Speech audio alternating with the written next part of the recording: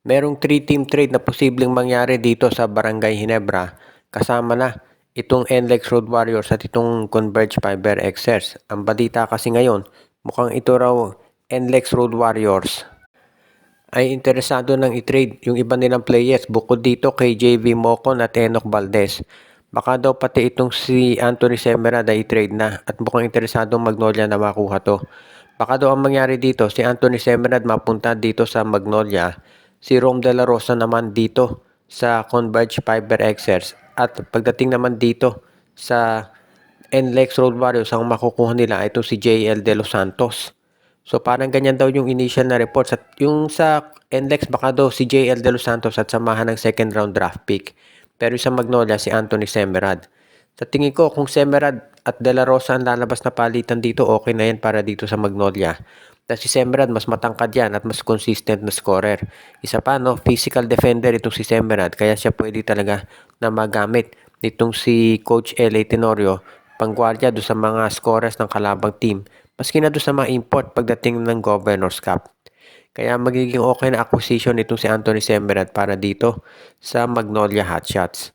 Alam din natin na bukod dito kay Semerad, meron pang mga ibang players na gustong makuha raw itong si Coach L.A. Tenorio. Pero mukhang ang sabihin natin uunahin muna itong kay Semerad dahil mo itong NLEX daw interesado talaga na ilabas na o galawin yung mga players nila.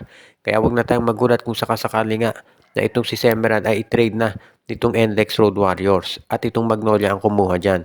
So far, no, itong Magnolia Hotshots na mukhang interesado talaga na gumawa pa ng galaw para dito sa mga players nila, at willing na silang i-trade itong si Rom De La Rosa na alam natin ay matagal-tagal na rin na naglalaro dito sa Hotshots, pero ngayon daw ay mukhang ilalagay na sa trading block ng Magnolia. Ang Converge Fiber Access ngayon ay isa pa dito sa mga teams na nagbabalak daw na sabihin nating mag-revamp ng kaunti. Hindi pa rin daw natatapos yung balitang iti-trade nila itong si Alex Stockton, kahit na nagsalita ng management ng Converge na hindi raw to bibitawan. Nakafocus daw kasi ngayon ng Converge ng paghahanap ng mga teams na magiging interesado pa rin dito kay Mikey Williams. At mukhang ang San Miguel ang isa dito sa mga teams na nabanggit na posibleng interesado na ma-acquire ang nabanggit na player.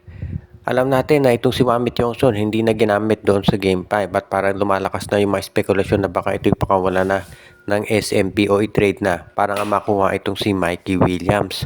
Actually, ang umiikot ngayong balita baka doon to si Yongson i-trade either para kay Williams o kay Cedric Berfield. Doon sa dalawang player na yan, most likely si Berfield pipiliin ng San Miguel kung may pagkakataon.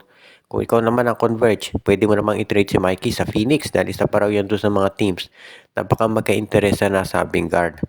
Ang maliwanag dito, itong si Coach Delta Pineda hindi pa raw tapos dito sa mga posibleng transaksyon, at baka daw itong si Enoch Valdez o kaya itong si JV Mocon pag-interesan din nila.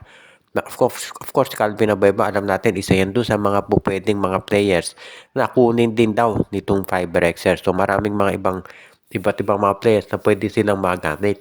Alam din naman natin na itong Converge Fiber Xers ay kabilang doon sa mga teams na pwede na kumuha ng mga bagong players para ma-improve yung kanilang performance, at parang ito na nga ang umpisa niyan. Kung sakasakali na siguro makakuha ng first round draft pick ang Converge para dito kay Mikey, at kung magawa nila yan para sila naka-jackpot. Dahil alam natin na malalim daw yung susunod na draft at yan gusto kumuha ng mga players ng Fiber Xers ngayon. Kaya yan ang tinatrabaho ng management ng Fiber Xers sa kasalukuyan.